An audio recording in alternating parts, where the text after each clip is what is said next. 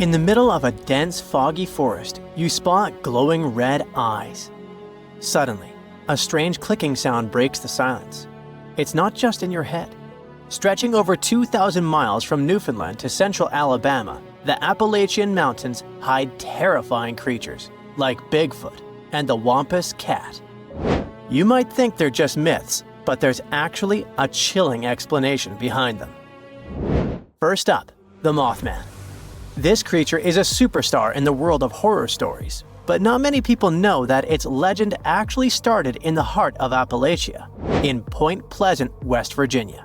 Back in 1966, two couples were driving when they suddenly came across a human-sized moth, about 7 feet tall, with glowing red eyes. They totally freaked out and sped up, but the strange creature flew and chased after the car, making a screeching sound until it finally disappeared. After this encounter, the group told the police that the creature looked like a tall, muscular man with huge, white wings, but they couldn't see its face because of the hypnotic effect of its eyes. Since then, the Mothman has become a famous urban legend. People swear they've seen similar creatures in other parts of the US, like Chicago and Gallipolis, Ohio. Theories about what people saw range from a balloon with a flashlight tied to it to extraterrestrial beings visiting Earth. But it's also possible that it was just a bird, more specifically, a barred owl. People probably mistook a bird for this creature because the barred owl looks eerie in the dark. It has spooky eyes and makes creepy clicking sounds. Still, these birds aren't huge, so it's strange how they've been mistaken for such a scary monster. Wait, what did people actually see then? The second strange beings are known as the moon-eyed people. This was a group of bearded, flat-faced, pale people with big blue eyes who supposedly lived all across Appalachia. Why did I say supposedly? Well, because no one could ever prove they actually existed. The stories about them were part of the Cherokee folklore, so we don't really know how reliable the information is. Still, their legends creeped out both locals and visitors in Appalachia. The moon-eyed people were said to come near a house at night, and people inside would hear them talking, but they were warned not to go outside, and no matter what happened, they couldn't watch them. In the morning, they'd find their corn gathered as if someone had helped them.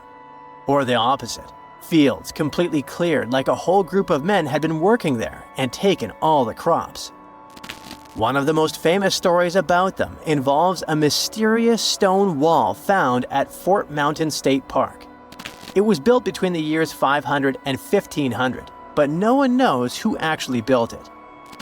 Some people believe it was the moon-eyed people's work, and the ruins today are proof they really existed. They might not be delusional, though. One theory suggests that the moon-eyed people were actually Welsh people. At the time, they were in Appalachia, mining the mountains, and the Cherokee gave them this nickname because they lived underground and had great night vision. Hey kitty kitty, come here. Oh wait, what's that? According to legends, the Wampus cat is a half-dog, half-cat creature that roams the Appalachians after dark, or just before dawn. And it can run totally upright on 2 legs. So if it comes running after you like a human would, you'd better hide fast and don't look at it. Rumor has it that its yellow eyes can pierce the hearts and souls of anyone unlucky enough to cross its path, driving them to the edge of madness. Okay, that's probably just folklore, but the real-life creature that might be hiding behind these legends isn't much friendlier. The stories describe the Wampus cat as a kind of underwater panther, so some experts believe it sounds a lot like a mountain lion. Apparently, they're really strong swimmers and cross a large lake without much difficulty. Now, let's say you're driving in the Appalachian region at night. Suddenly, you spot an animal in the middle of the road. You slow down and take a closer look. It looks like a deer, but there's something off. Its eyes are too close together, its head is misshapen, its neck is too long, and its legs move in unnatural ways, almost like a puppet on strings. Oh, and even if you honk, this creature won't move. It's definitely not afraid of you. This is the not deer. Although some people have reported sightings as far away as Texas and even Norway, it's definitely an Appalachian myth. One young woman said she was hiking when she spotted a doe. Suddenly, the animal looked right at her, and she noticed that all of its knees were bent backwards. Any direction a deer's knee is supposed to go, the deer's knees did not. Oh my. Anyway, the internet is flooded with people talking about the not deer and its creepy behavior. But the thing is, we can't find a single photo or video that proves it actually exists. So what could it be? One explanation points to sick animals. There's a neurological condition known as CWD that affects different deer species like elk, moose, and even reindeer. It causes the brains of infected animals to degenerate, leading to loss of body functions and abnormal behavior.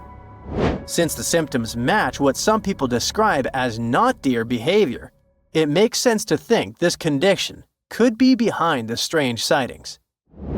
The last creature on our list, the one and only Bigfoot. You know, that large, hairy, human-like creature that walks upright and roams the dense forest in the US. In the Appalachian Mountains, there have been Bigfoot sightings from the Adirondacks in New York all the way down to the Blue Ridge Mountains in North Georgia. This bizarre figure has haunted our imagination for decades, but scientists believe it could actually be a humble black bear in disguise. It turns out the American black bear is found in many of the same areas where people claim to have spotted Bigfoot. Studies show that for every 1,000 increase in the bear population, there was a 4% increase in Bigfoot sightings. And there are two main reasons why the American black bear could be the perfect imposter. The first reason, they're big. Adult males can weigh up to 660 pounds and grow up to 6 feet long. The second reason, while we think they primarily walk on 4 legs, they are perfectly capable of standing upright. In fact, not only are they capable, they do it all the time.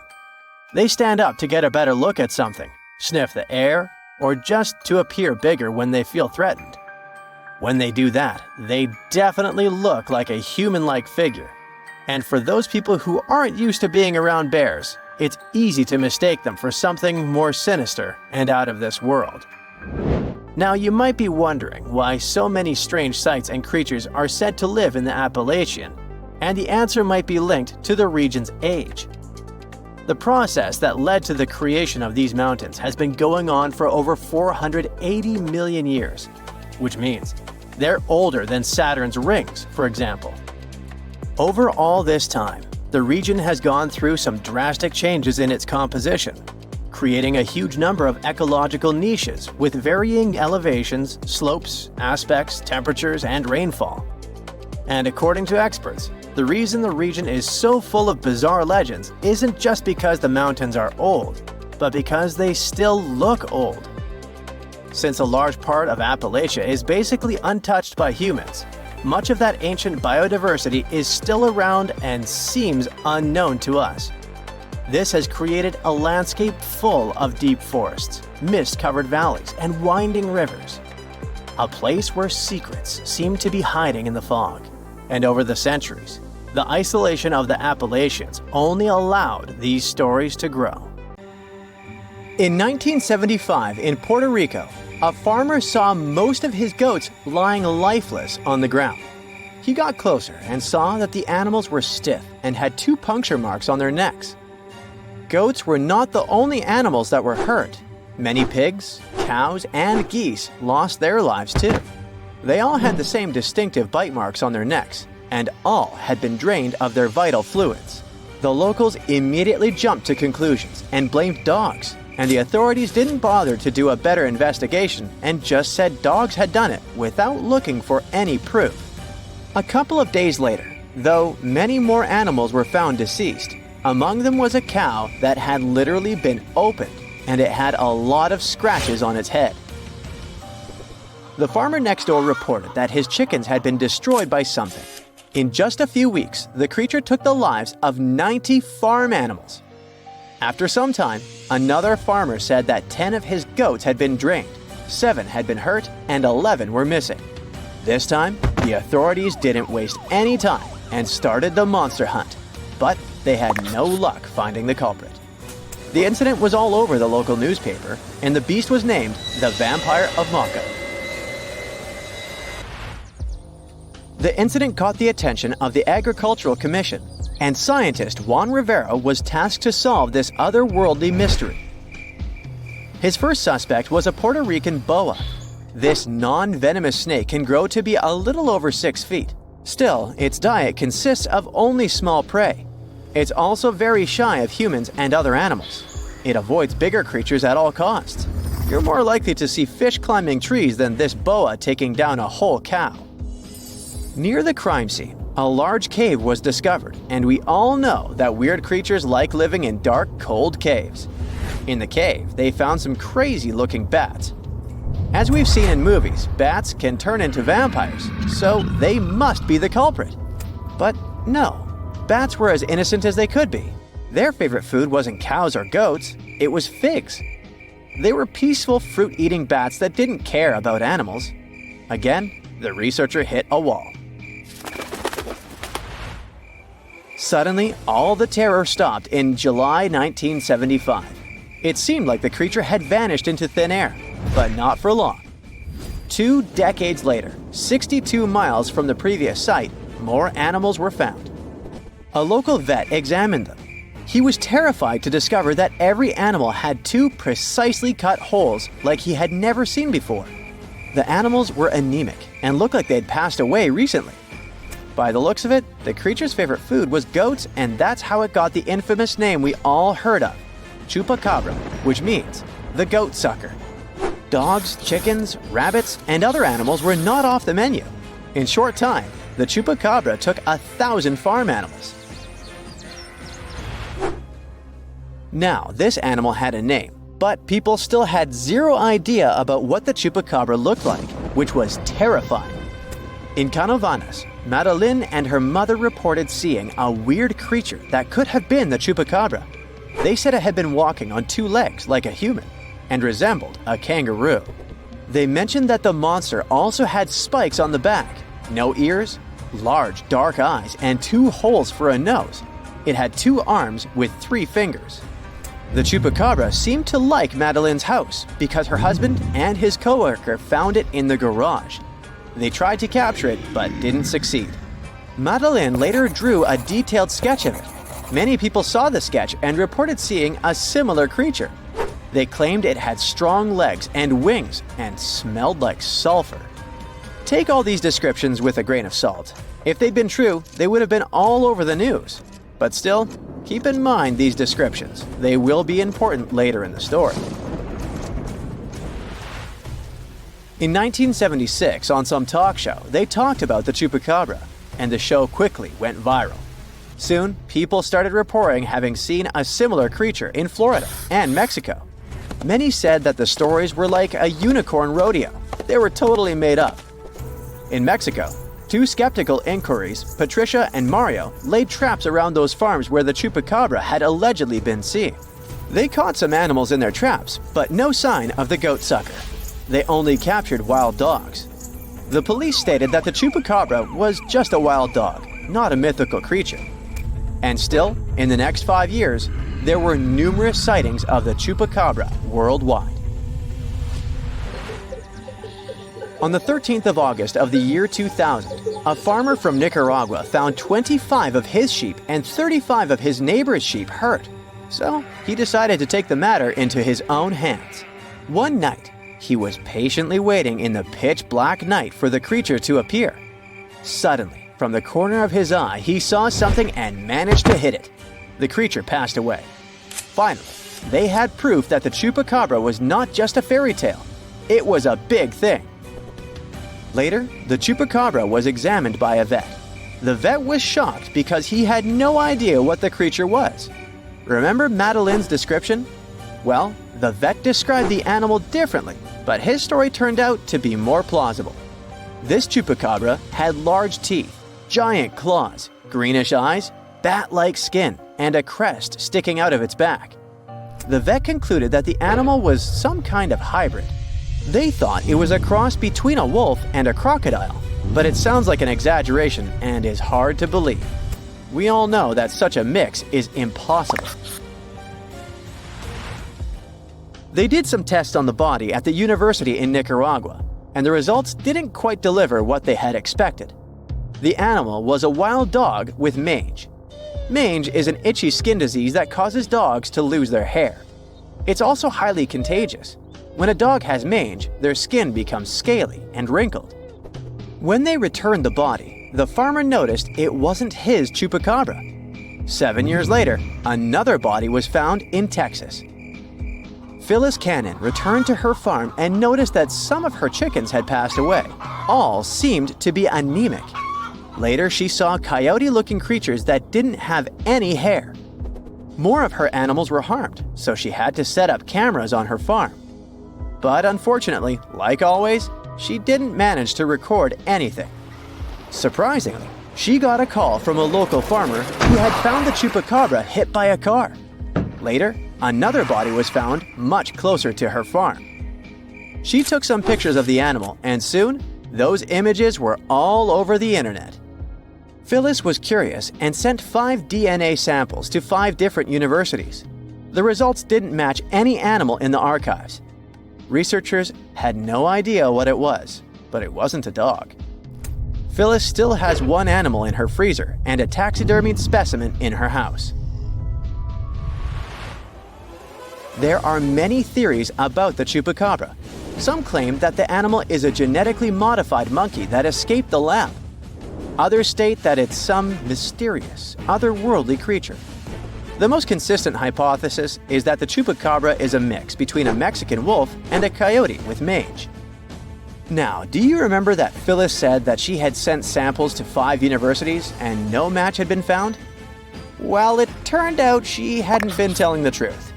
At one university, they found that the animal was a mix between a coyote and a Mexican wolf and that it had mange. Animals with mange are weak and will likely try to hunt farm animals to survive. People, when they see something they don't know, tend to exaggerate, which is why all witnesses describe the animal differently. You've probably heard that more than 50 ships and 20 aircraft have disappeared in the Bermuda Triangle area over the past few centuries. But do you know how many disappearances have occurred in the Alaska Triangle area since the 1970s? 20,000. 20,000 disappearances in the last 50 years. 2 questions. Why do so few people know about this? And what's going on there? Let's find out. The Alaska Triangle is an area that includes Anchorage, Juneau, and Utqiagvik.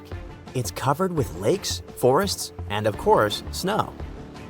The place gained a grim reputation after the disappearance of a small plane in October 1972. The pilot was Don Jones, and the passengers were U.S. House Majority Leader Thomas Hale Boggs Sr., Alaska Congressman Nick Begich, and his assistant. In short, there were big shots from the country's leadership. They flew out from Anchorage to Juneau and just disappeared into thin air. No plane debris, no messages from the pilot, no information at all. The plane just vanished. The search over a vast area lasted for several thousand hours to find the traces of the 4 missing people and the plane. A large team of rescuers, researchers, and specialists couldn't find even a small clue. From that moment on, the popularity of the Alaska Triangle began to grow. It turned out that the mysterious disappearance of the plane was just the tip of the iceberg. Even more planes and tourists disappeared in the area. The number was huge. Dozens, hundreds, thousands, and tens of thousands. Since 1988, more than 16,000 people have disappeared here. But what's the reason for these mysterious disappearances? There are plausible and logical theories. There are some fantastic ones, and there are some very creepy ones that are better not to listen to before going to bed. Do you know what makes this place different from others where people disappear? There are too many mysterious circumstances here. For example, in the Bermuda Triangle, ships disappear because of large waves, bad weather, and magnetic storms. No one knows for sure, but all of these disappearances seem quite logical. A ship sails to a place known for its storms and bad weather. It will be terrible and sad if it disappears, but it won't be a surprise. Let's take climbers or travelers who go to conquer snowy peaks or vast canyons. Bad weather, dangerous landscapes, and wild animals make such trips quite risky. So yes, unfortunately, people also disappear in such areas. The situation in the Alaska Triangle is different.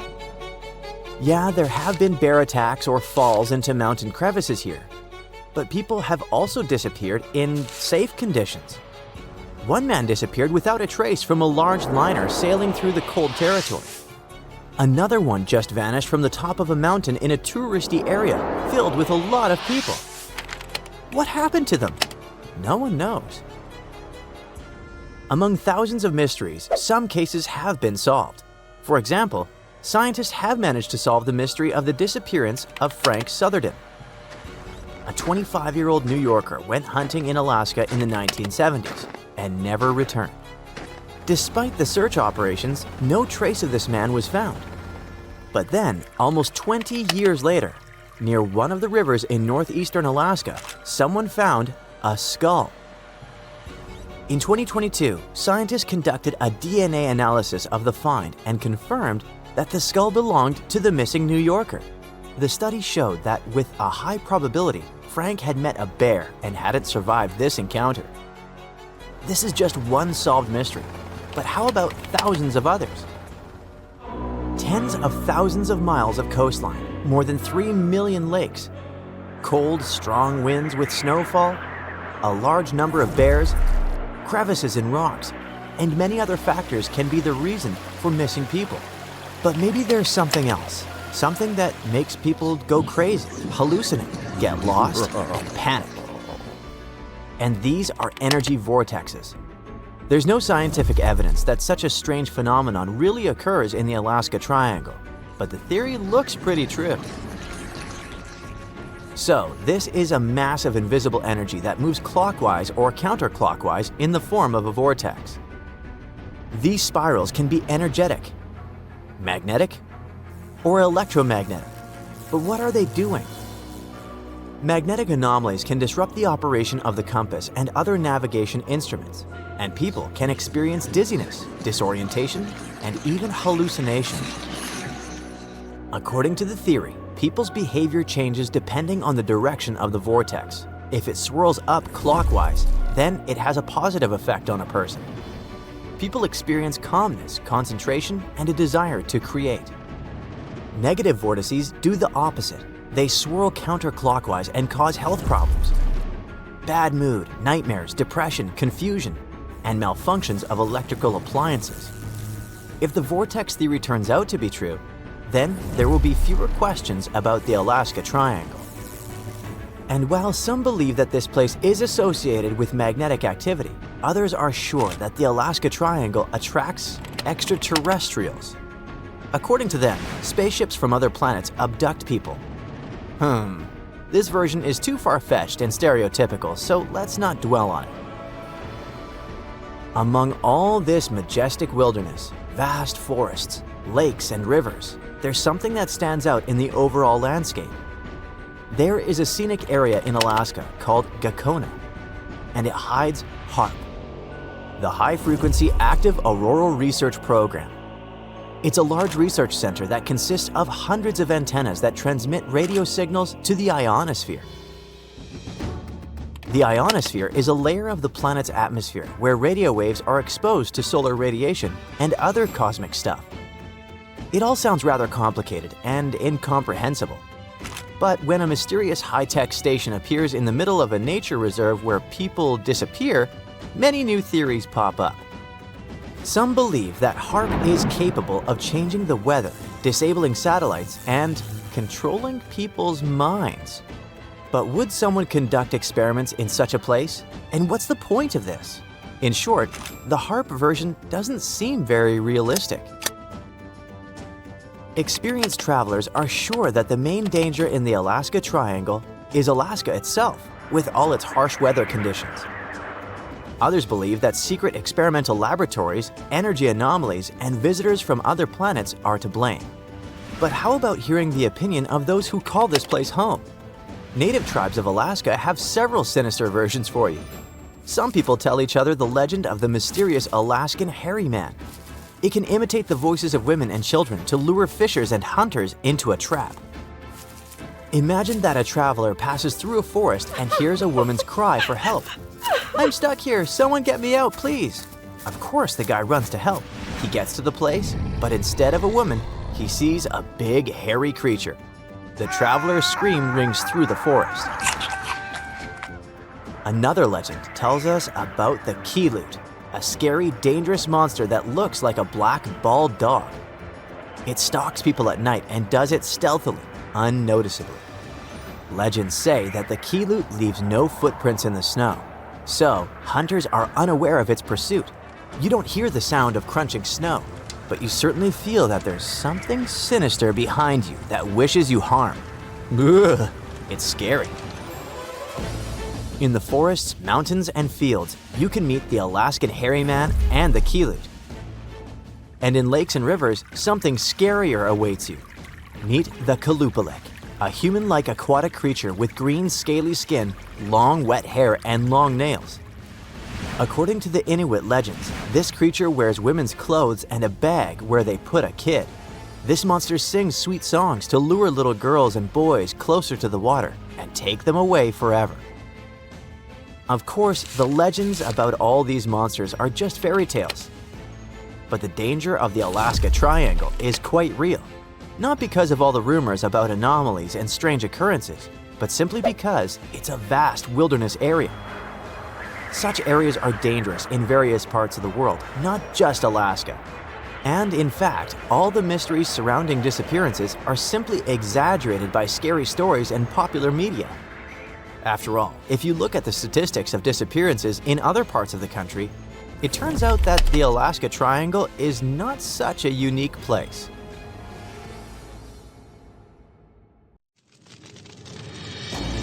Alrighty folks, gather around and let me tell you about the Manananggal, a real charmer of a mythical creature from Filipino folklore. She's often described as a lady who likes to snack on sleeping pregnant women. But here's the twist. During the day, she's all dolled up and looking like a total babe. But come nightfall, she detaches her torso and spreads her massive bat-like wings to fly off into the darkness in search of her next victim. And she doesn't just stop at pregnant ladies. Nope. Sometimes she'll use her good looks to lead astray men and take them to her secret hiding spot where she'll feast on their heart, intestines, and other internal organs all night long. Yikes. If you're ever faced with a Manananggal and want to stop her from reattaching her body before sunrise, just sprinkle some salt, ash, or crushed garlic on the remaining half of her body. Easy peasy, right? So keep an eye out for this winged wonder and don't forget the garlic! Okay, so check this out. In German folklore, there's this crazy creature called an owl. Basically, it's like a vampire, mixed with an incubus. And it wears this dope hat called a Tarncap that gives it all kinds of powers. This dude is all about preying on women at night by messing with their dreams. Oh, and it's into breast milk and sucking the blood of men and kids. The Alp can shapeshift into all kinds of stuff, like cats, pigs, dogs, snakes, and even butterflies. And it's got this evil eye that can totally mess you up with bad luck or sickness. But don't worry, you can protect yourself by hiding a broomstick under your pillow, pointing your shoes towards the door, hanging iron horseshoes from the bedpost, or putting a mirror on your chest. And if all else fails, just leave the lights on all night and shove a lemon in its mouth if you catch it napping during the day. Meet the Pontia Nuk, a spooky ghost from Malay mythology. Legend has it that she was a woman who passed away while giving birth, and now she's out for revenge. She's not your average ghost either. She's got long black hair, sharp fingernails, and a blood-smeared white dress. But watch out, because she's also a master of disguise. She can transform into a beautiful woman to lure in her prey before ripping out their insides. If you're ever out at night and hear the cries of babies or feminine laughter, beware. That could be the Pontia Nut coming to get you. And if the sounds are quiet, She might be right around the corner, so keep your wits about you and don't fall for any too-good-to-be-true ladies. Hey, did you know that according to Irish legend, every family has their very own banshee? This banshee lady is supposed to let out a piercing wail or shout when someone in the family is about to kick the bucket. Talk about a not-so-subtle warning, but don't let her eerie cry trick you. This banshee lady is said to be drop-dead gorgeous with long flowing locks and crimson eyes from all her crying. She's also known for wearing a gray shawl over her green threads. Fashionable and spooky? We're into it. Some people even say that this banshee can transform into a sweet-singing young lady who foretells the doom of the family. Yikes. And if that's not enough to give you goosebumps, she's also been spotted hunched over in the woods, crying her eyes out at night. Sounds like a real party animal, doesn't she? So next time you hear a blood-curdling scream in the middle of the night, just remember, it might just be your friendly neighborhood banshee giving you a heads up.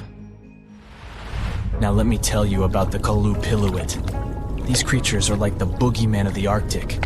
They live near the ice floes and are known for snatching up kids who get too close to the water. But don't worry, it's just a myth to keep children safe. Now, the appearance of these critters varies from story to story, but they all have some things in common. They've got slimy green skin, long hair, and long fingernails. Their hands are webbed like a fish, and they wear these fancy parkas made out of eider duck feathers. Oh, and watch out for their flippers. One of them can emit a sound that'll paralyze you. But don't fret, you can outsmart them. Some clever Inuit hunters figured out that if they asked the Kalupilluit to shapeshift into a seal or whale, they could easily finish it and bring home a tasty catch. Yum! Some stories say that these creatures use kidnapped children to keep their hair looking fabulous. Talk about dedication to hair care. Others say that the kids are just devoured or used to fuel the Kalupilluit's youth, but here's a wild tale for you. There was once a grandma who couldn't feed her grandson, so she called upon a Kalupilluit to take him away. The tribe eventually got back on their feet, and a young couple went to rescue the boy. They found him tethered to seaweed by the Kalupilluit, but every time they got close, she'd drag him back underwater. They ended up waiting until sunrise to cut him loose. Yeah, the Kalupilluit may be spooky, but they're just looking out for the kiddos. And who knows? Maybe they'll give you some hair care tips if you're lucky enough to meet one. Let me present to you the scariest horse-like monster in all of Scotland, the Nucklavi, or Nuckalavi. This bad boy has a skinless body, a head 10 times bigger than a human's, and a breath so poisonous it can destroy animals and crops. So, it's got wicked powers that can cause chaos all over the islands. But fear not, because there's an old spirit known as the Sea Mither who can control this terrifying beast during the summer months. The Nucklavi has roots in Norse and Orcadian folklore, and was first documented by the mysterious Joe Ben using some fancy Latin manuscripts back in the 16th century. Ernest Marwick, an Orcadian writer and folklorist, thinks that this evil sea creature is similar to the Norwegian Knock, the Nuggle of the Shetland, and the shape-shifting Kelpie or water Kelpie. So, if you're ever out and about in Scotland and come across this scary guy, just remember, call on the Sea Mither and run for your life. This dude is South African Tokolosha. It may look like a gremlin, but trust me, it's way more mischievous. Apparently, witches and shamans can summon them with their magical powers, but there are ways to keep these troublemakers in check. One way is to give them some curdled milk. Apparently it's their favorite, and trim their hair so they can see. If that doesn't work, you can call in a witch doctor to use some good old-fashioned magic to exorcise them away. Now, according to South African folklore, these Tokoloshes are mostly invisible and can suck on a stone to stay that way. So, if you want to keep them away from your home, scatter some special blessed salts, aka Tokolosha salts, along your door frames and windowsills. Or if you're feeling extra cautious, put some bricks under your bed's legs. Better safe than sorry, right? Have you heard of the Chimera? She's a total monster, literally. This fire-breathing female hybrid is made up of all sorts of animal parts. Think lion-like body, goat-like head, and a tail that ends in a snake's head. According to Greek mythology, the Chimera is the child of Typhon and Echidna, and her sisters are Cerberus and Lernaean Hydra. Sounds like a family reunion, huh? But don't worry, our hero Bellerophon was up for the challenge. The king of Lycia sent him on a mission to defeat the fearsome Chimera, and Bellerophon was the greatest hero monsters were scared of. The Chimera was no match for Bellerophon and his trusty Pegasus. Even though the king was secretly hoping the Chimera would take out Bellerophon instead, in the end, justice prevailed, and the Chimera was defeated. Well, that's it for today.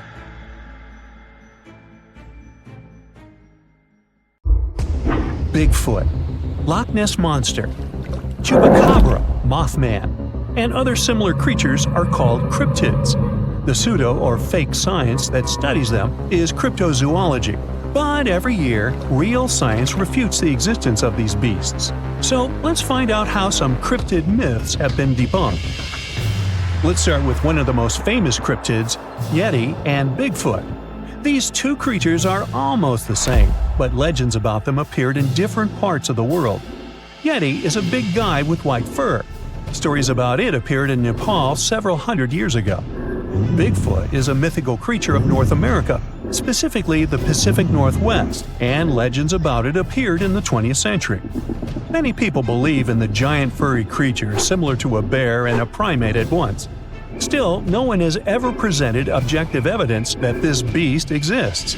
You can find many photos of footprints that allegedly belong to Bigfoot or Yeti, but most are hoaxes. People like not only to believe in fantastic stories, but even to create them. So, to create traces of Bigfoot, someone made a large footprint of clay that had similarities with the human foot.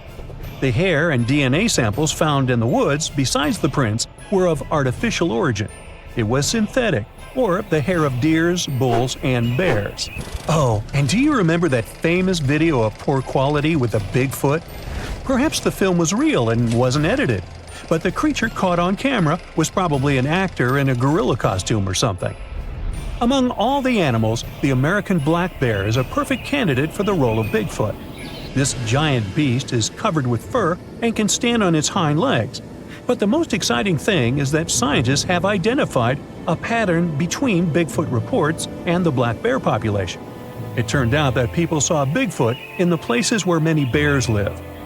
Now, a similar story happened to Yeti. A group of scientists studied DNA hair samples that, as people said, belonged to the Yeti.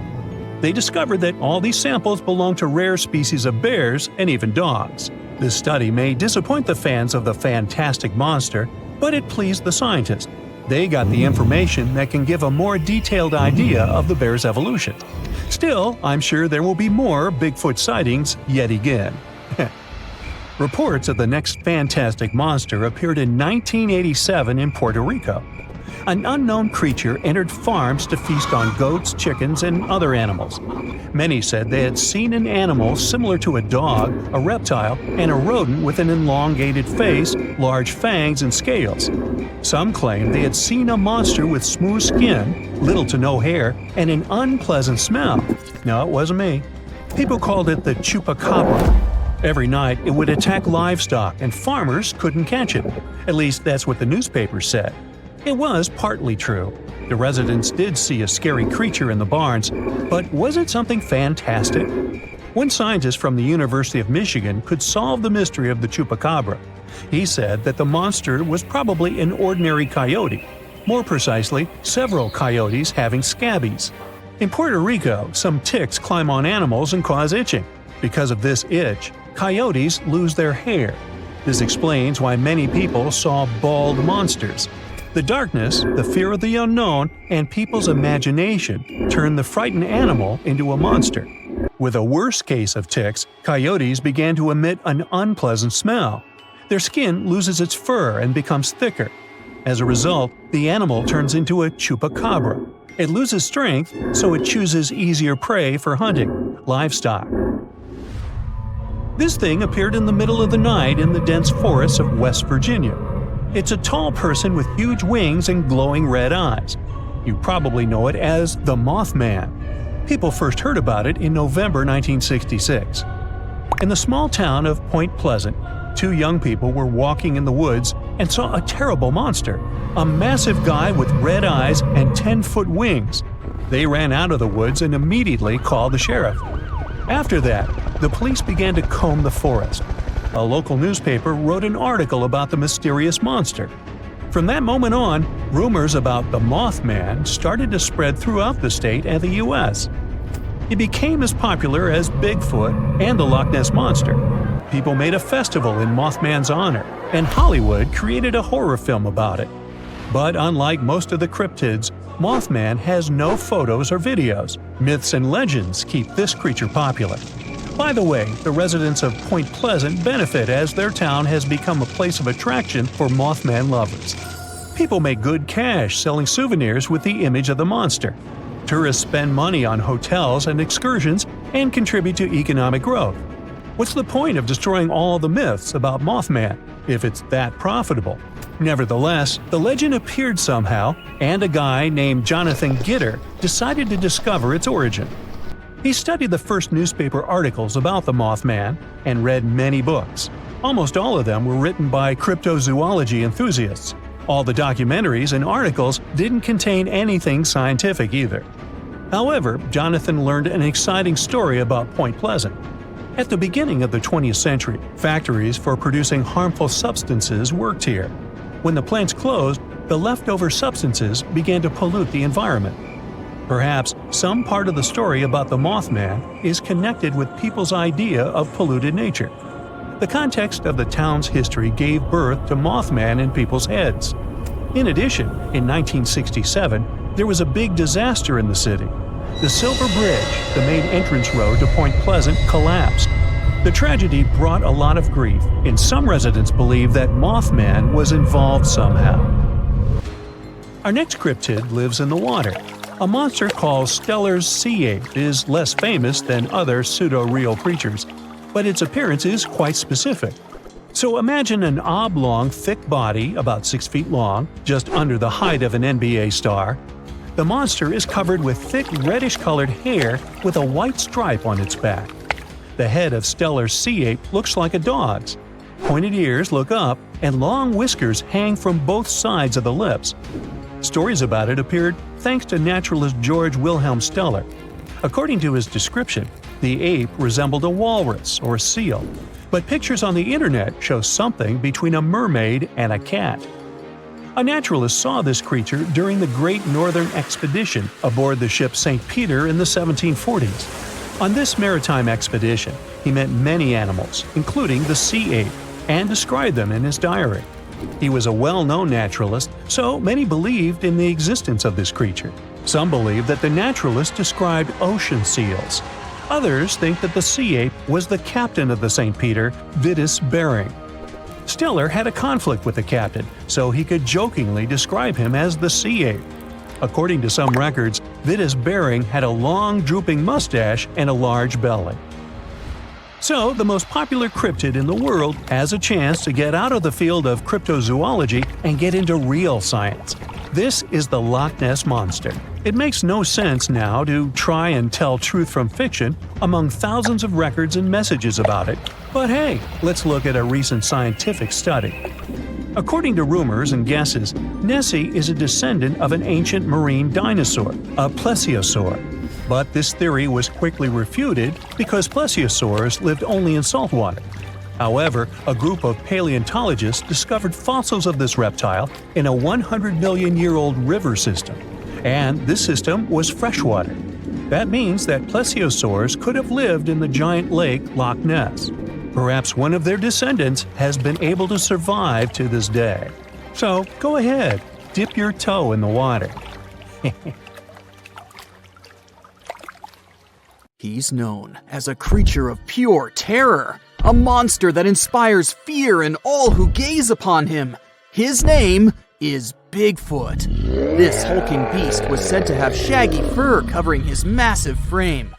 His eyes were glowing, fiery orbs of orange and red, and his teeth were sharp and jagged like knives. His massive hands had long, sharp claws that seemed to glow with weird energy. His most famous feature? His feet. Massive and heavy, with thick, sturdy toes that seemed to be able to crush anything in their path. Whenever he moved, the ground trembled beneath his weight, and his growls sounded like a volcano was just about to erupt. Sure, we've all heard the stories and seen the movies, but did Bigfoot really exist? Is he still out there, just waiting for people to notice him? Let's look at some of the information we do know for sure. Bigfoot became well known back in 1958 when a man from California named Ray Wallace claimed to have found large footprints near his work area. For years, his kids believed the whole thing was just a prank pulled by their father.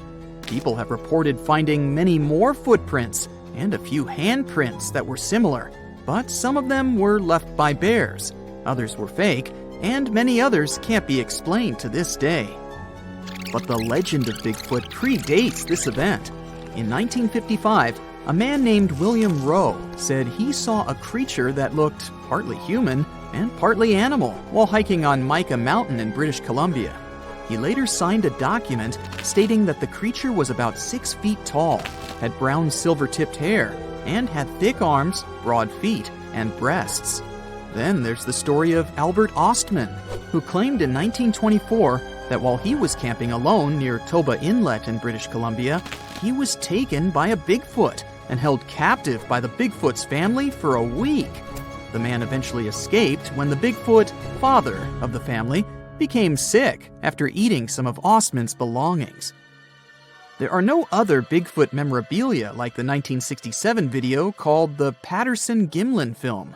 Some people think it shows Bigfoot, but most scientists think it was just a person in a costume. The film is still often used by people who believe in Bigfoot as evidence that it's real. There are even scientists who think the film might not be fake.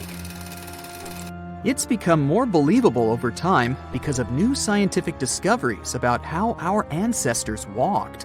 This opinion is based on the discovery of Lucy, a 3.2 million year old human ancestor that walked on 2 legs, which proves that our early ancestors were similar to apes and could walk like humans, just like Bigfoot. There's also a video on YouTube of Bigfoot in Provo Canyon, Utah that's very popular. The video shows a big black animal in the trees, possibly eating or looking for food. As the camera zooms in to get a closer look, the creature stands up on 2 legs like a person. Obviously, the people filming it got extremely frightened and ran away at once. The video was posted in 2012 and has been watched more than 7.6 million times. The people who made the video were not really looking for Bigfoot. They were simply camping and wanted to see some deer. They initially thought that they saw a bear until the huge creature stood up and looked straight at them. They ran to their car and left their tent and stuff behind. Their belongings are most likely still there. Skunk apes are said to be a species of Bigfoot-like creatures that people think live in swamps in the southern United States. In 2013, a video was posted on YouTube showing a potential skunk ape in a swamp in Mississippi. The creature in the video appears to be very strong and has short, broad shoulders, a small head, and long legs. Some believe the video is real, but others think it's a hoax because the camera often moves around quickly or the person filming runs away just when the creature is about to be seen clearly. This makes it hard for skeptics to believe in the existence of Bigfoot, and they've continuously asked for more evidence, like pieces of Bigfoot bones. This is probably the reason why 2 men claimed that they had found a frozen Bigfoot while hiking in Georgia. But what they had found turned out to be nothing more than a gorilla suit. They didn't back down, though. One of the men also later claimed to have injured and captured another Bigfoot in Texas in 2012, and even charged people to see it. But later he admitted it was fake too. In reality, we have no physical evidence that this creature exists or ever existed. Whenever people claim they have proof that Bigfoot exists, scientists usually find that the evidence is actually from well-known animals or humans. For example, in 2014, a group of researchers examined 36 hairs that were believed to belong to Bigfoot. Almost all of the hairs turned out to be from animals, such as cows, raccoons, and deer, as well as from humans. They did find something surprising, though. 2 of the hairs were similar to those of an extinct type of polar bear. Scientists concluded that these hairs could have come from a new type of bear, or a mix of different bear species. But they were definitely from a bear, not a primate like Bigfoot. Another possible theory that could explain these Bigfoot sightings is that the noticed creatures are, in fact, chimpanzees, gorillas, or orangutans. This idea is often mentioned in connection to skunk apes because some people believe that the hot and humid climate in the southeastern U.S. could let this species thrive there. Sure, Bigfoot might be entirely made up, but it may not be on purpose. Our brain has a lot to do with it too, all because of a little thing called pareidolia. This is the tendency to see patterns or familiar objects in random or ambiguous things, such as seeing faces in clouds or animals in inanimate objects. It's a psychological phenomenon that can lead people to perceive things that are not actually there.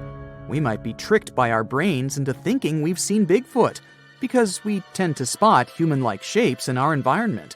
This often happens with blurry photos or videos of the supposed Bigfoot. Other people believe that Bigfoot is a type of ape that used to live in Southeast Asia and is now extinct. These people think that Bigfoot may have come to America by a land bridge that used to connect Siberia and Alaska during the last ice age. However, there's no evidence of this ape in America, and we don't know much about how it moved because scientists only have the fossils of its jaw and teeth to study. Some specialists believe this ape might have walked on two legs, but others say it walked on all fours because it was so big. Some scientists believe that Bigfoot could be an extinct species called Paranthropus, which used to have a skull similar to that of a gorilla. It walked on two legs.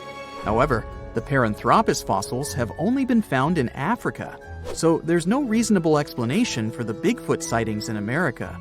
Others believe that Bigfoot could be related to the Gigantopithecus, a type of ape that lived millions of years ago. Some people have even suggested that Bigfoot could be the missing link between apes and humans, but this idea is not supported by scientific evidence. There are theories that claim that Bigfoot was actually a Neanderthal. We do know for sure that Neanderthals are extinct because there are no known living individuals of this species.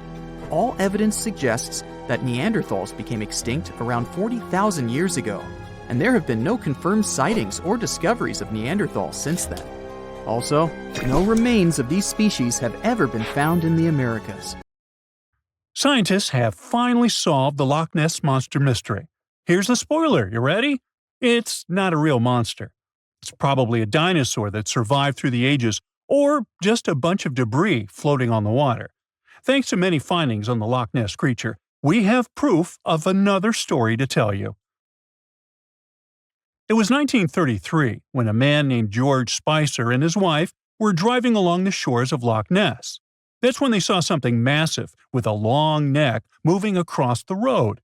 It looked like a creature straight out of the prehistoric era, a dinosaur-like beast unlike anything they'd ever seen. That was the moment that Loch Ness Monster theories started spreading around like wildfire. One of the most famous Loch Ness Monster sightings came just a year later, in 1934, when a man took a photograph that became the most well-known image of Nessie. That's the nickname she was given. She? Anyways, the photo, known as the surgeon's photograph, showed a long-necked creature rising out of the water, and for years it convinced people that the monster was real. But years later, the truth came out. One of the men who helped take the photo confessed it was all a hoax. The photo had been staged after all. When the photo was published, it had been significantly cropped. This made the animal in the picture look much bigger than in real life, fueling the theories that the Loch Ness Monster did in fact exist. In the 1960s, one of the first big scientific attempts to investigate the mystery of the Loch Ness Monster happened. A research team took sonar equipment to the lake and spent hours scanning the waters in search of evidence of large creatures. What they found was puzzling. They recorded several objects moving deep in the loch, or lake, with no clear explanation as to what it was. Though the team didn't manage to capture anything definitive, this sighting helped fuel the belief that there was indeed something massive living in Loch Ness. After that, research about the mystery of the Loch Ness Monster kept popping up. In 1972, with the help of underwater photography, some researchers managed to capture strange images, which got people's hopes up for a minute. But the truth is, this early research about the Loch Ness Monster was far from conclusive. Now, of course, not everyone bought into the mystical, magical theories about the Loch Ness Monster. Theory 1, from a professor of zoology at Oxford University, has made it clear that the monster is a biological impossibility. Hey, my pediatrician said that about me, too. Meanwhile, he says that no skeletal remains have ever been found in the region. Plus, no fishermen have ever caught anything resembling the creature in their fishing nets. For him, this works as proof that it simply can't be real. When it comes to the famous photos of the Loch Ness Monster as evidence, well, that's pretty simple. The professor offers a more down-to-earth explanation. He argues that these images are either showing floating debris or birds, like cormorants, which have long necks and often appear to be low in the water. When people refute his suggestion, he takes us back to human psychology and explains that people often make mistakes and misjudge the size of things, especially when they just caught a glimpse of it, and even more so when they are hoping to see something specific. Now, many of those alleged photos depict an animal with a long neck and a small head, which has led some to believe that what they're seeing is a plesiosaur, a giant marine reptile that lived 215 million years ago and disappeared with the dinosaurs. The idea of a plesiosaur surviving all these years is a theory that's been around since the first sightings of the creature. But this researcher isn't buying it. He explains that no plesiosaur fossils have been found in the region dating to anything later than 66 million years ago. The idea of a prehistoric creature still lurking in the waters of Loch Ness just doesn't hold up scientifically. Then there's theory number 2, from a British naturalist who has spent over 50 years investigating the Loch Ness Monster phenomenon. His conclusion is a little less dramatic. He believes that most people who report sightings of long-necked creatures are misidentifying other animals. He suggests people think they are seeing a sea serpent. Reports of sightings from the Loch Ness Monster have been around since the 6th century CE, long before they were distilling Scotch whiskey or other explanations. Early reports of these sea serpents describe large creatures with long snake-like bodies and multiple humps. Some say the creatures were as big as boats, and many swore they saw something swimming in the waters. Many of these early sea serpent sightings may have been misunderstandings or exaggerations of normal animals in the loch, like large fish or even swimming birds. They could have been large eels, which are known to live in Loch Ness. These eels, especially when they're moving, might have given the impression of a long, undulating creature in the water. People who saw these eels from a distance, particularly in low light or misty conditions, might have mistaken them for something much more mysterious. Theory number 3 says something else. Nessie is just a series of standing waves. These happen when two boat wakes move in opposite directions, creating a big hump in the water that could look like a creature from a distance. Loch Ness enthusiasts even showed how it works, with footage from Fort Augustus, where a river meets Loch Ness. These enthusiasts had big plans to use drones with infrared cameras and special underwater microphones to search the loch. Now, Loch Ness is massive, stretching around 23 miles long and more than 700 feet deep. So, they thought they needed drones and infrared cameras to put an end to this discussion. But despite everything, they haven't found Nessie. But it's not only the Loch Ness Monster that lacks scientific explanation. There have also been scores of sightings of Yetis and Sasquatches that no one can really explain. Folks have made movies, dreaming of finding the truth about these creatures. But, according to recent research and evidence, it looks unlikely that we'll ever find definitive evidence of their existence. Science says they can explain Sasquatch sightings, and this is how.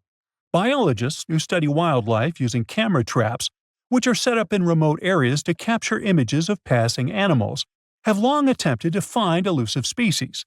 These cameras detect movement and snap pictures, providing invaluable data on the biodiversity of different ecosystems. As camera traps collect more photos over time, the number of species recorded grows.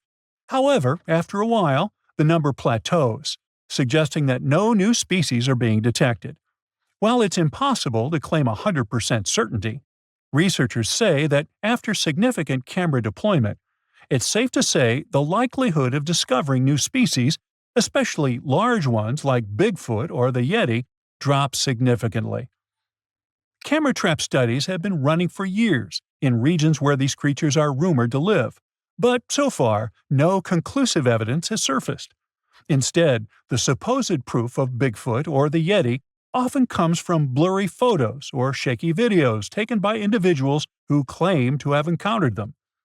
The scientific understanding of biology also makes the existence of Bigfoot highly unlikely.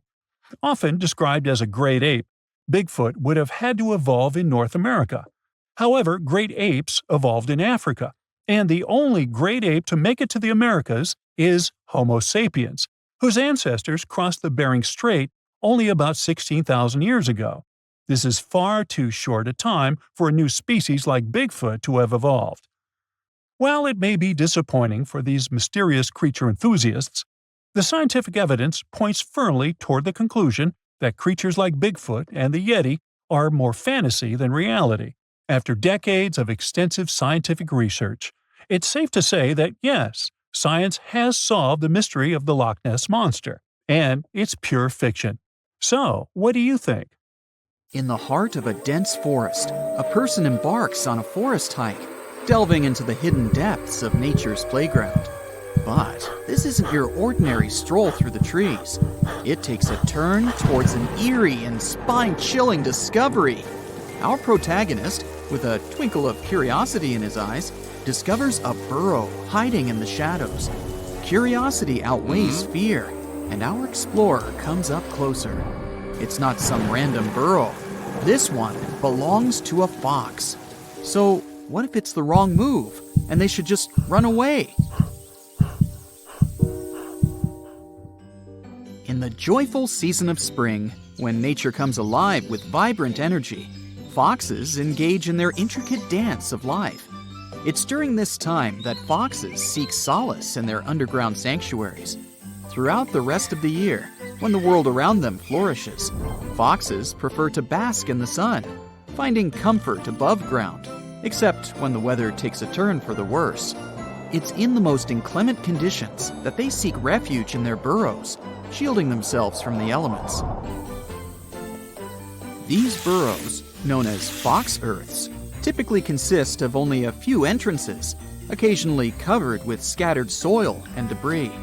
During winter months, industrious foxes diligently dig additional burrows in anticipation of the forthcoming spring. Sometimes, among the remnants of their subterranean journeys, lie the remains of fallen foxes, a testament to the cycle of life within these intricate underground networks. If one were to explore the vicinity of a fox earth, one would notice fresh traces of food remaining outside the burrows during the months of April to June. It's during this period, when playful fox cubs grace the earth with their presence, that remnants of their feasts can be found, a delightful sign of life unfolding. So, what do these earths look like? After all, there are other animals with dens in the forest, too. Now, let's get to the heart of the matter. Fox dens, the elusive abodes of these mischievous beings, tend to be located in areas abundant in lush greenery. You might find these creatures hiding beneath the sheltering branches of a tree, or seeking refuge beneath imposing rocks. If you stumble upon a cozy little hole that appears tailor-made for a fox, and you catch a whiff of that unmistakable aroma, accompanied by other intriguing clues like scattered bones, you've likely discovered a fox den.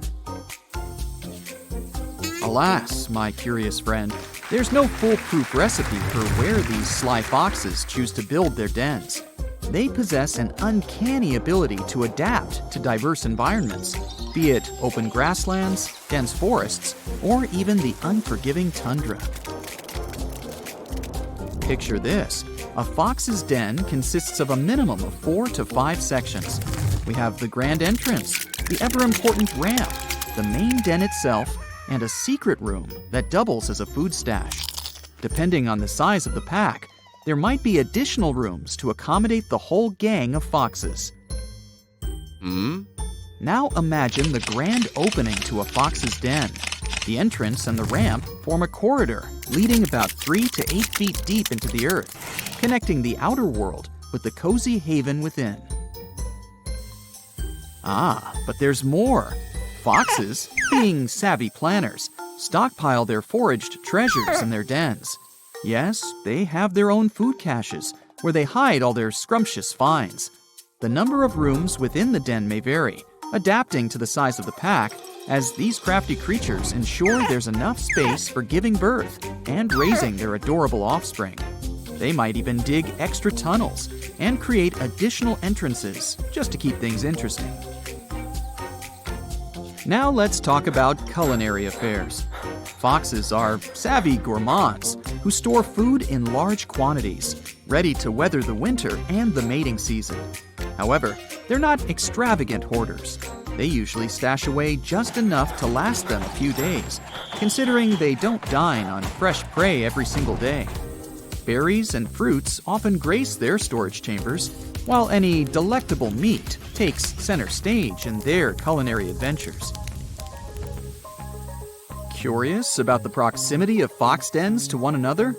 Well, if the land is bountiful with abundant food and fresh water, you might stumble upon 2 or 3 fox dens within a 10-square-mile radius. But if resources are scarce, you might have to expand your search to cover a sprawling 20 square miles to find just one den. But the saga doesn't end there. Foxes, true to their resourceful nature, often have multiple dens. They maintain the primary den, often known as the natal den, which holds sentimental value. Additionally, they keep a backup den for some unpredictable circumstances. And let's not forget their knack for claiming abandoned or borrowed dens as their own. Such clever tricksters, aren't they? Now, let's talk about these marvelous creatures themselves. Foxes come in a delightful array of species, sizes, and variations scattered all across our planet. But the star of the show is the red fox, found on every continent except frosty Antarctica. While most foxes prefer the tranquility of rural landscapes, don't be surprised if they venture into the realms of urban and suburban dwellings, where their path might cross with humans. The encounters between a fox and a human, a tale of 2 extremes. Some kind souls attempt to win over these animals, offering them tidbits and coaxing them into their palms. On the other hand, there are those who tremble at the mere thought of a fox, fearing their crafty and ferocious nature. Now picture this scenario. What if a fox approaches you or launches an attack? Typically, foxes pose no threat to humans and harbor no ill intentions. They prefer to feast upon small mammals or livestock, reserving their aggression for hunting or self-defense. Yet, there have been reported cases of foxes crossing paths with humans, including incidents. Therefore, knowing what steps to take if a fox approaches or pounces on you is crucial. Foxes can indeed be domesticated, yet they remain wild at heart, and their actions can be wildly unpredictable. They might momentarily embrace their tamed side, only to snap back into their untamed instincts when feeling cornered, threatened, hungry, or simply scared. Naturally, foxes view us humans as potential threats, and it's in our best interest to reciprocate their cautious approach. Never attempt to approach a fox, even if it appears docile and friendly, as its temperament can shift within seconds, catching you off guard. Avoid sudden movements and resist the urge to inch closer, as doing so might agitate or frighten our fox friend. In most cases, when a fox spots a human nearby, it will swiftly scamper away or seek refuge in hiding. However, should you find yourself locked in a standoff with a fox, the best course of action is to take a step back and allow it the space it craves. Should a fox persist in its approach, or if you encounter several foxes nearby, my dear friend, give them a wide berth and allow them their space. refrain from approaching or attempting to feed them, especially by hand. Let them carry on with their foxy affairs while you observe them from a distance. In a situation where a fox becomes trapped, such as finding its way into a room, I implore you to remain calm. Avoid raising your voice or causing unnecessary commotion, as it may provoke the fox to attack. Instead, remain silent, keep a safe distance from the creature, and provide it with an escape route. Ensure the doors and windows remain unobstructed, granting the fox the freedom it seeks. In due time, it will make its swift exit. However, if fortune frowns upon you and you find yourself in the unfortunate circumstance of a fox attack, remember to stay composed. Refrain from unleashing your pets or pursuing the fox. Just allow it to retreat on its own accord. If the fox persists and refuses to back down, a simple round of applause or a few claps might startle it away. Now you can enjoy the forest.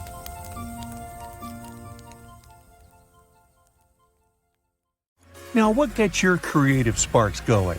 Some people need a huge cup of Americano as soon as they wake up. Others need to read an inspiring quote or book excerpt. I'll guarantee you that these pictures will give you enough creative fuel to power your entire year. Who knows? Maybe they inspire your next movie or book. So imagine this. It's your first day of school in 7th grade. You're pumped and ready to begin a new school year. Your mother asks to take a picture of you to remember that day. You can't think of a reason why not, so you gladly pose for it. You stand by a lovely tree, smile a big smile, and say, "Cheese!" But as soon as she takes the picture, she grabs you by the arm and runs with you to the other side of the street. What on earth just happened, you ask? Well, let's take a look at the picture. Do you see anything out of the ordinary happening here? How about that humongous snake sliding down the bark? This is a very true story, and fortunately, the people involved got away safely. How did they miss it, though? That escapes me completely.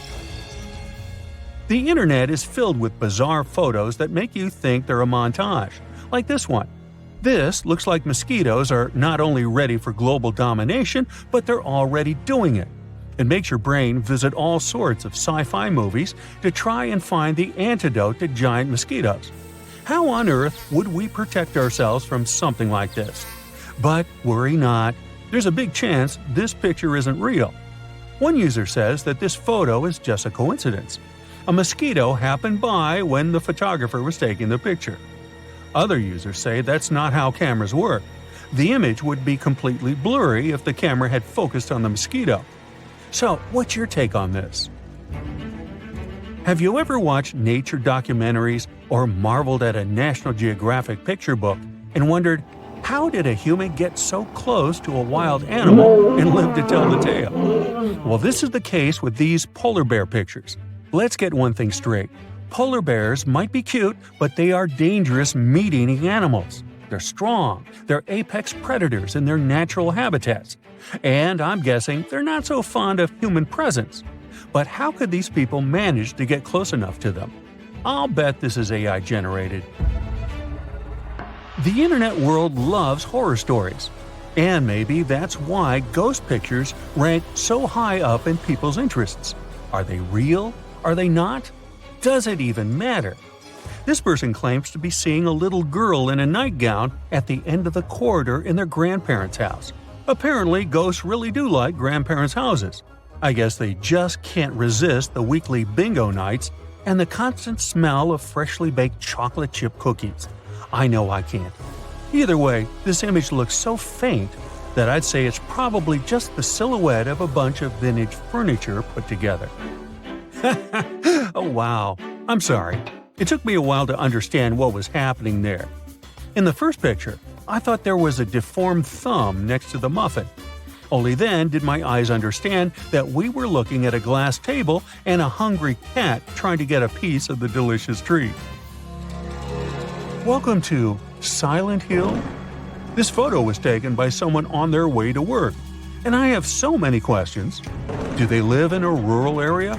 Or was this photo the result of a morning jog in an urban park? Was he breathing okay? Because this smog looks like something out of this world. Yow! This next picture will either give you goosebumps or make you marvel at its weirdness. I'd expect nothing less than to find a real-life witch house in the middle of this forest. What's your guess? Is it real or photoshopped? You bet it's real. This forest is located next to the small town of Grafino in Poland, and it's naturally filled with trees that bend 90 degrees right at the bottom. Scientists still can't explain why the trees are the way they are. Who knows? Maybe it was a witch that made them that way.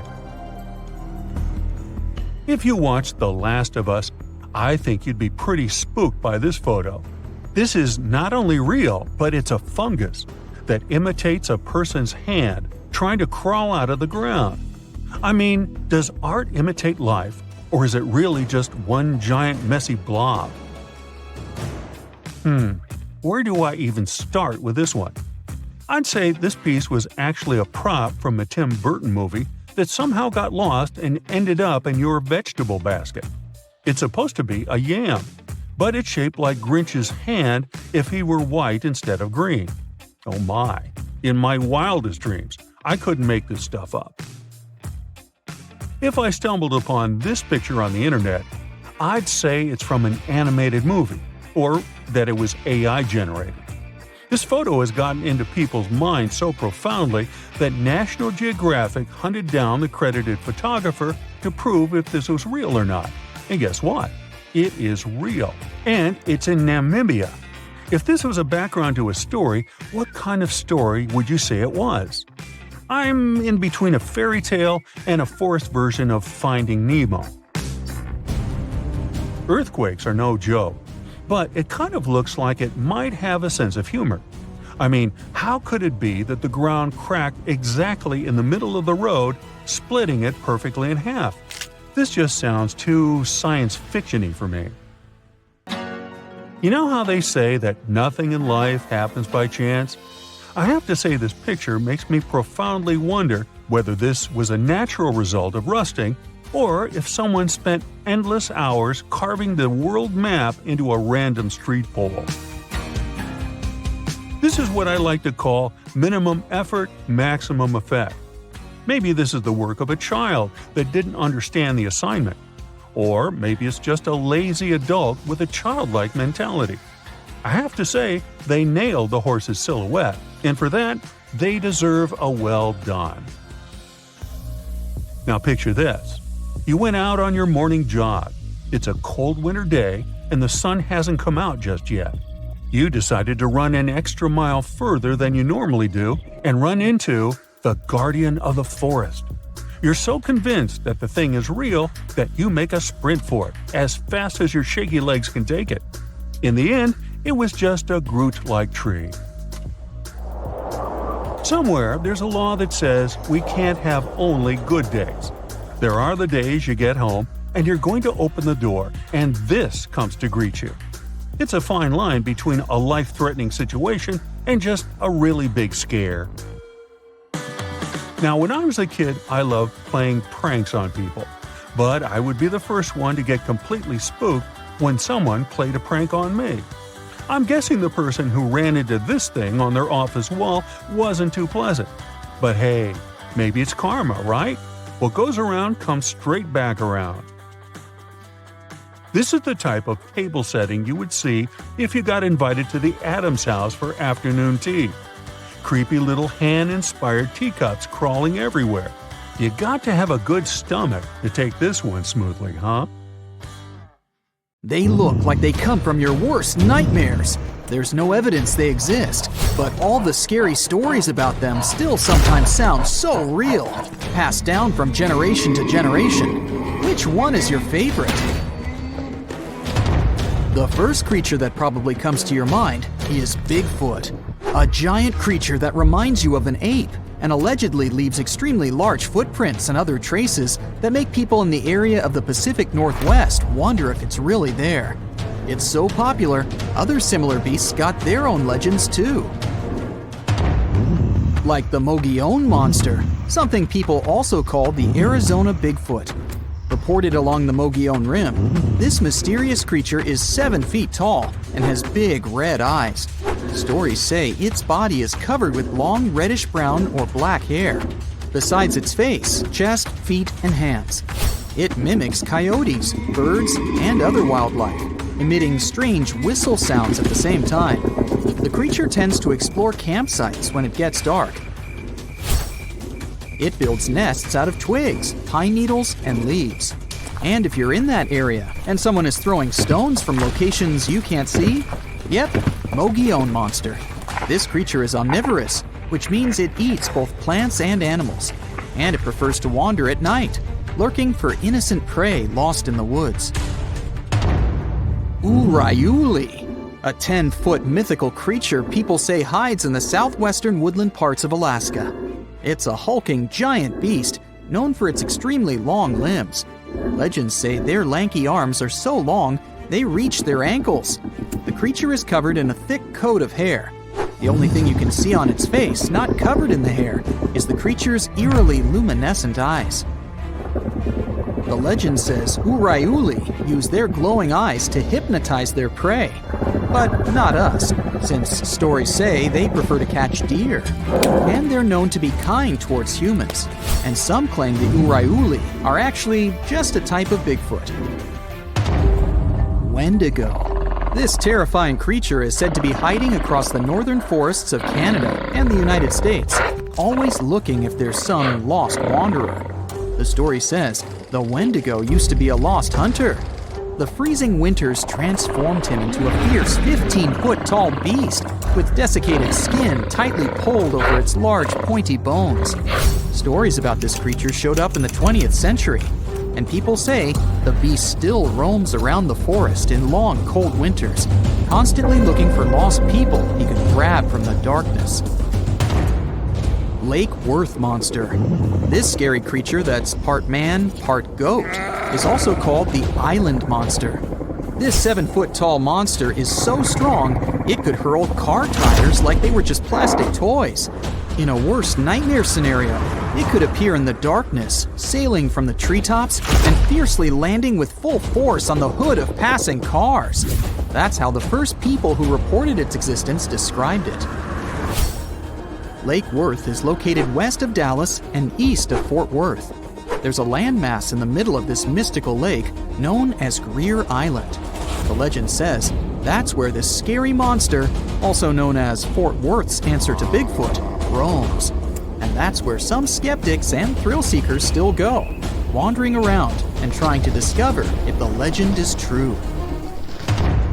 Lurking in the darkness with its scary red eyes, meet the Mothman, a humanoid beast reportedly seen in the 1960s in Point Pleasant in West Virginia.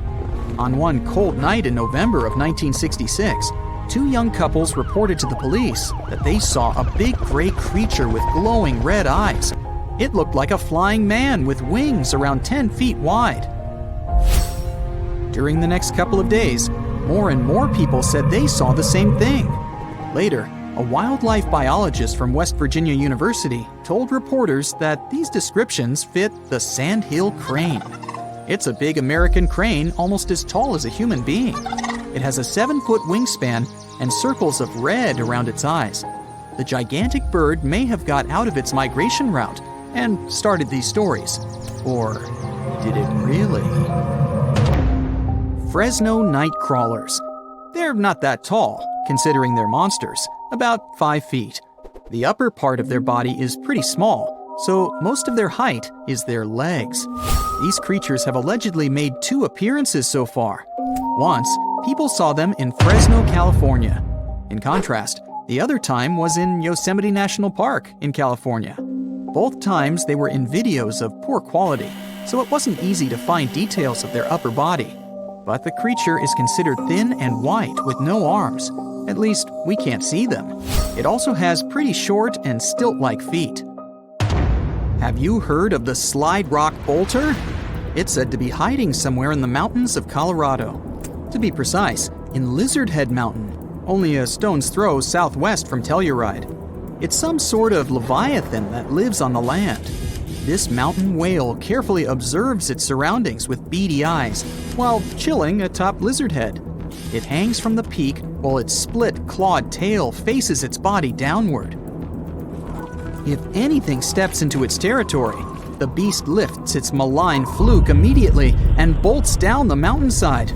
With its jaw full of razor-sharp teeth wide open, it gobbles whatever or whoever is in front of it, including miners, lost tourists, and loggers. It sweeps through trees and destroys all natural life that's been in its path for more than 100 years. Or at least that's what the legend says. Wow, that's the scariest one for me so far.